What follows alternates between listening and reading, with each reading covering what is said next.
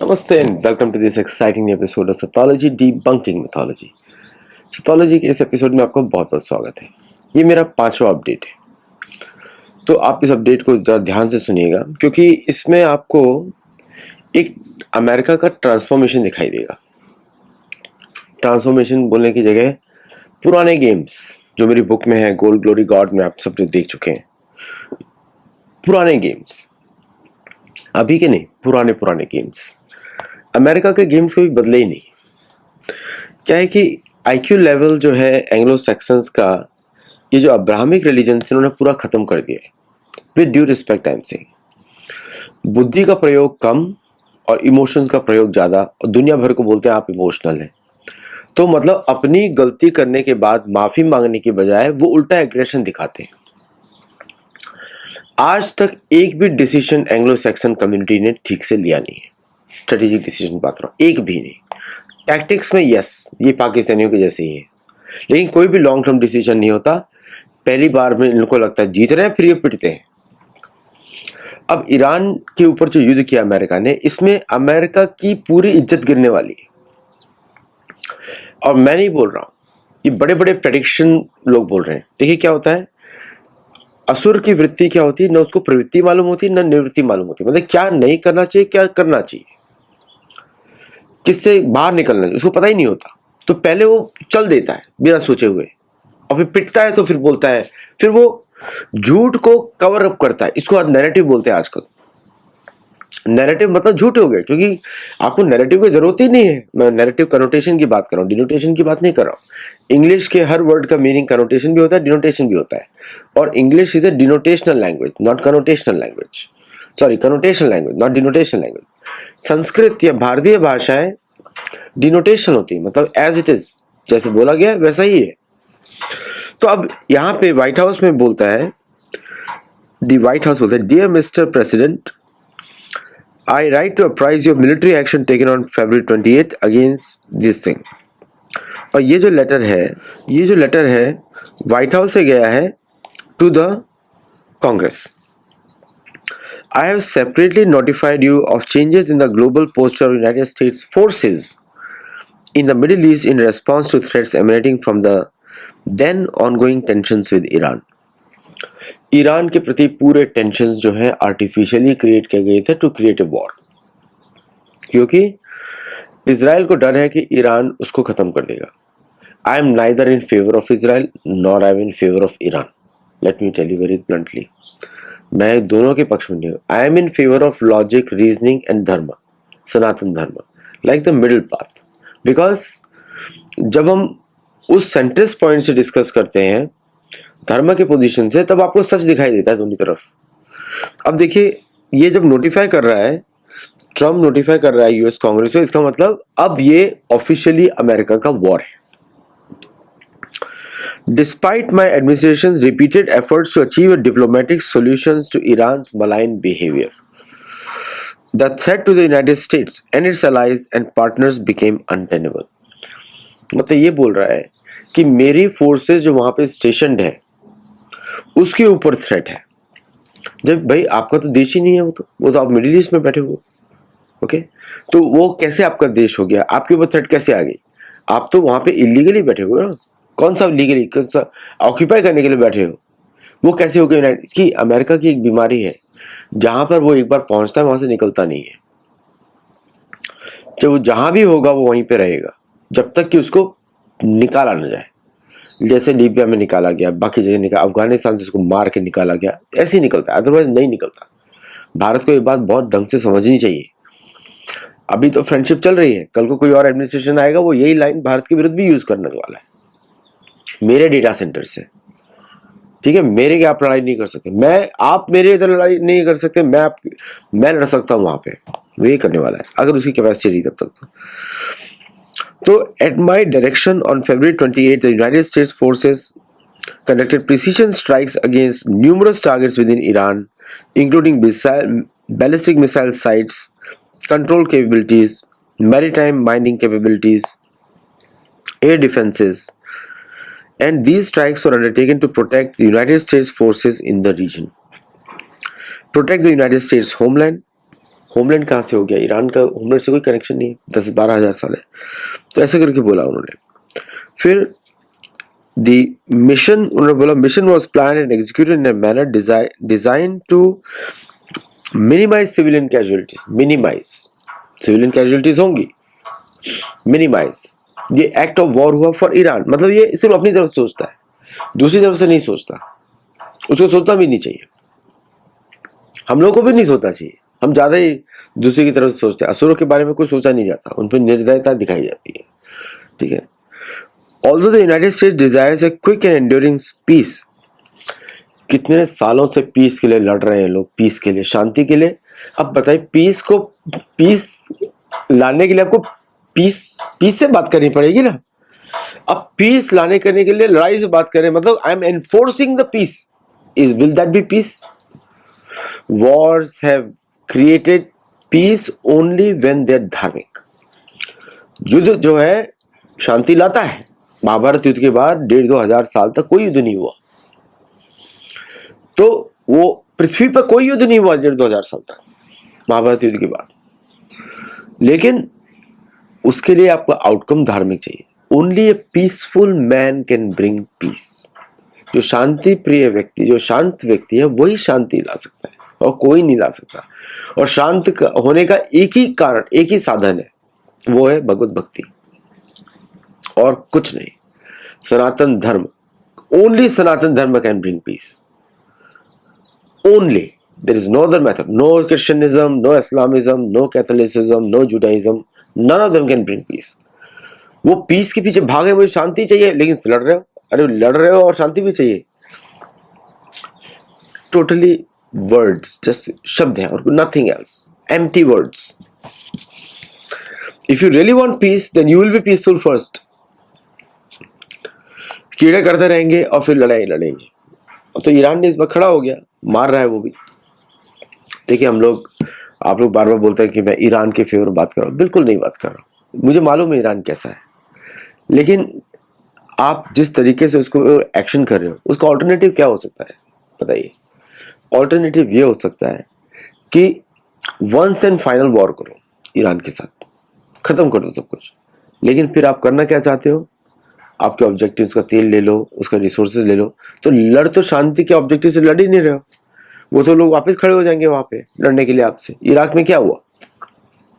Iraq में तो इराकियों ने अटैक किया ना इरबिल बेस पे। और आई डिसाइडेड डायरेक्ट, तो मतलब ये है कि अब यूएस कांग्रेस के पास एप्लीकेशन हो गया। आज आपने देखा कि फेड रिजर्व ने $16 बिलियन रिलीज कर दिए आज। अब और दूसरी बात है, इन्होंने बात किया रिलीजियस के बारे में, रिलीजन के बारे में। इन्होंने बोला इट इज द गॉड्स ऑर्डेंड। अब देखिए, ये मिलिट्री रिलीजियस फ्रीडम एक है, यूनिट है। तो उन्होंने कॉम्बैट रेडीनेस स्टेटस जो डिक्लेयर किया अमेरिकन फोर्सेस ने, वो बोलता है president Trump has been anointed by Jesus to light the signal fire in Iran to cause Armageddon and mark his return to earth. मतलब प्रेसिडेंट ट्रंप ने को, अब वो इनके भगवान को रिप्रेजेंट कर रहा है, इनके जो भी मानते हैं लोग। और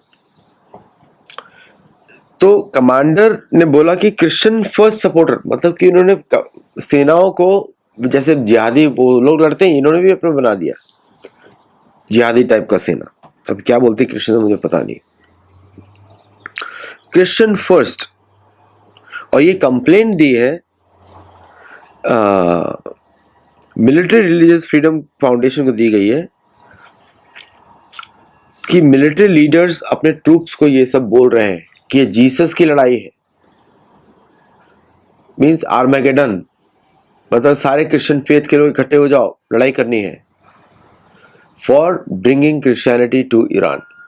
ये लड़ाई है, समझे? काश हमारे लीडर्स भी सनातन धर्म के लिए ऐसा करते। तो अब तीसरा बड़ी सडनली एक को यूएस एम्बेसी ने 9 कंट्रीज को नोटिफाई किया है कि 9 कंट्रीज में अमेरिकन सिटीजन शुड इवैक्यूएट। लेकिन हम लोग इवैक्यूएट नहीं करवा पाएंगे बिकॉज हमारे पास रिसोर्सेज नहीं है। ओके, रिसोर्सेज नहीं है, मतलब यूएस एम्बेसी बोल रही है आप इवैक्यूएट करो, लेकिन हमारे पास रिसोर्सेज नहीं है, आप लोग को अपना अपना अरेंजमेंट खुद करो। एक चाइनीज प्रोफेसर है जियांग, उन्होंने प्रेडिक्ट किया है कि United states will lose the war against Iran and explains exactly how.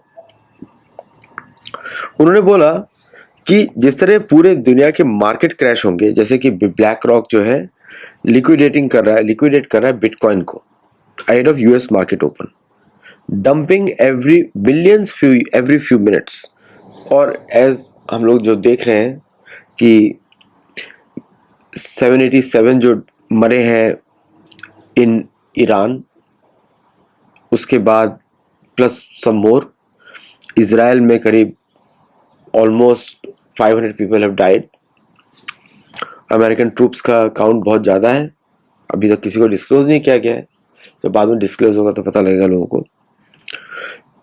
Fujairah oil terminal को जला दिया गया है, पोर्ट ऑफ सलाह बॉम्ब कर दिया गया है, बेरूत के सबर्ब्स को स्ट्रक किया गया। बेरूत और लेबनान और इजराइल में लड़ाई शुरू हो गई है, तो टू फ्रंट वॉर हो गया है, एक तो हिजबुल्लाह से भी लड़ रहा है और ईरान से भी लड़ रहा है।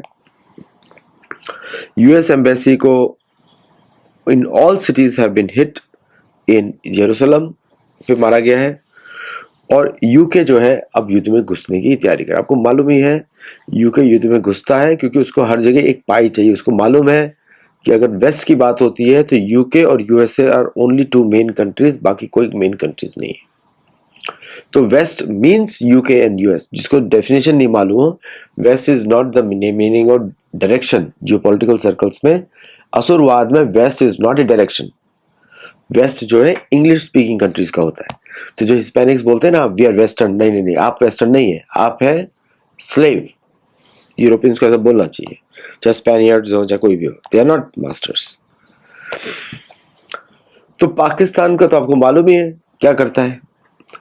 तो समुंगली में, क्वेटा में उसने अपना बेस दे दिया है क्वेटा में, कि वो नॉर्थ ईरान पे वो लड़ाई लड़े। अच्छा एक बात और बता दूं, एक रिपोर्ट आ गई है कि P8 हाई पोसाइडन जो है वो अकूस्टिक सिग्नेचर्स हमारे SSBN का वो यूएसए को दे रहा है। अब इस पे लोगों को थोड़ा इन्वेस्टिगेट करना चाहिए, एयरफोर्स के नेवी को, कि how they can avoid it. US strikes जो अमेरिका के ईरान के ऊपर है वो ऑलरेडी उनका ताकत अभी खत्म हो गई है, क्योंकि ईरान ने क्या किया, पहले 2 स्टेजेस में सारे उन बेसिस पे अटैक किया जहां से सपोर्ट मिलता है यूएस स्ट्राइक्स को। तो अब यूएस के एयरक्राफ्ट कैरियर्स भी काफ़ी दूर जा रहे हैं टुवर्ड्स द डेगो गार्सिया, क्योंकि वो सेफ नहीं है। तो पहली बार अब पता लगा कि aircraft carriers are no match for hypersonic missiles. तो भारत को अपना डिज़ाइन चेंज करना पड़ेगा और बेटर सिक्योरिटी रखनी पड़ेगी, बेटर एयर डिफेंस रखना पड़ेगा on the surrounding ships. Aircraft carrier कभी अकेले नहीं जाता है, एटलीस्ट 6 से 7 फ्रिगेट्स हो सकते हैं साथ में, एक पूरा फ्लोटिला होता है, 2-3 डिस्ट्रॉयर हो सकते हैं और बाकी सपोर्टिंग वेसल्स हो सकते हैं। तो एयरक्राफ्ट कैरियर ऐसे ही घूमता है। मतलब पुराने समय में आप मान लीजिए कि एयरक्राफ्ट कैरियर लाइक ए हाथी। जैसे महाभारत में एक हाथी की रक्षा के लिए 4 एक तो सैनिक होते हैं जो उसके पैरों की रक्षा करते हैं, 10 रथ होते हैं एक हाथी के साथ, और 100 सैनिक होते हैं एक हाथी के साथ।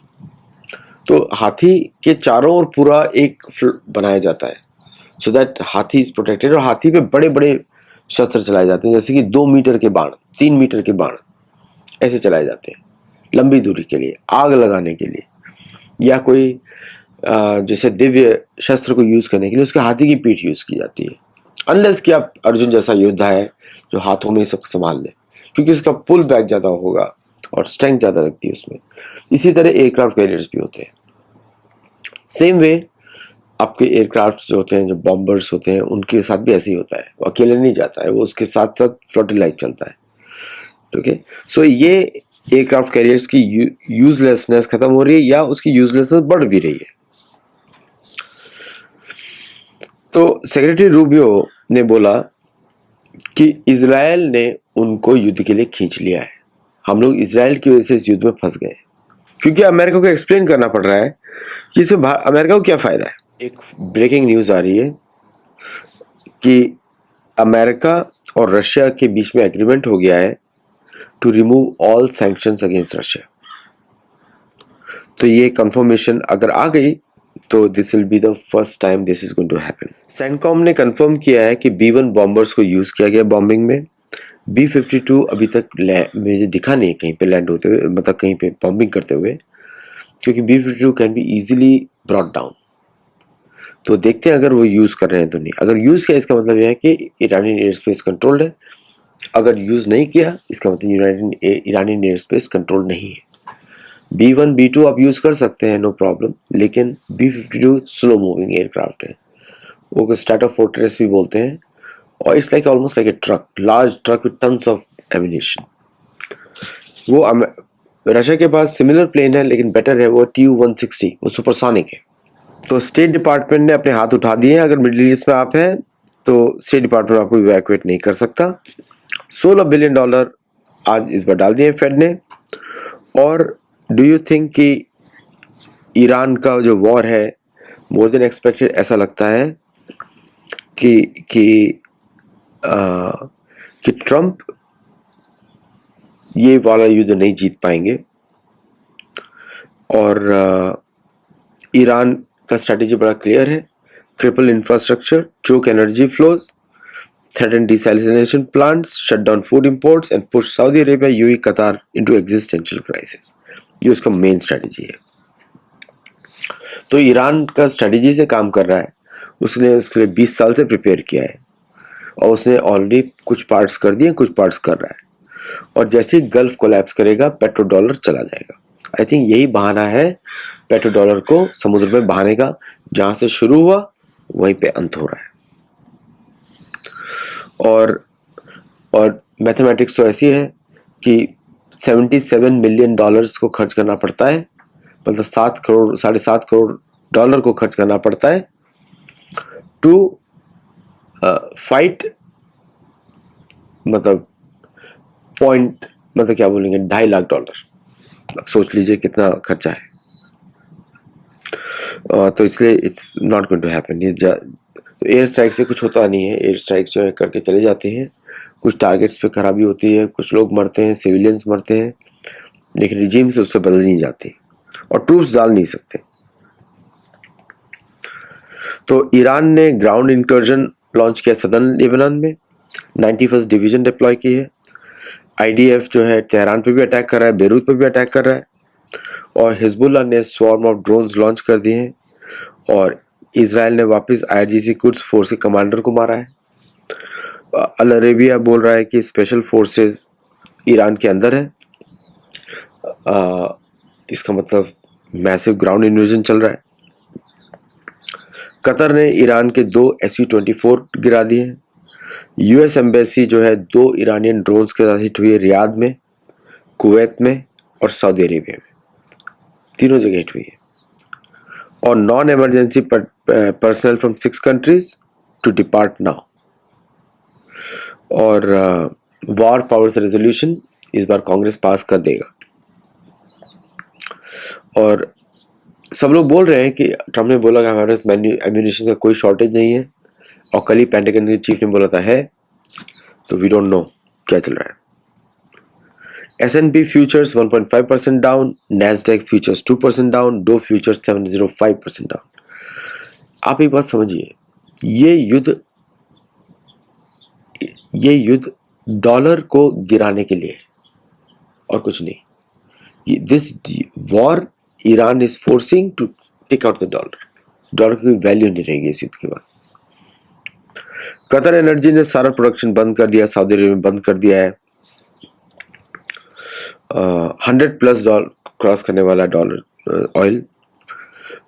तो डिफेंस स्टॉक्स ही बढ़ रहे हैं और कोई नहीं बढ़ रहा है इस समय।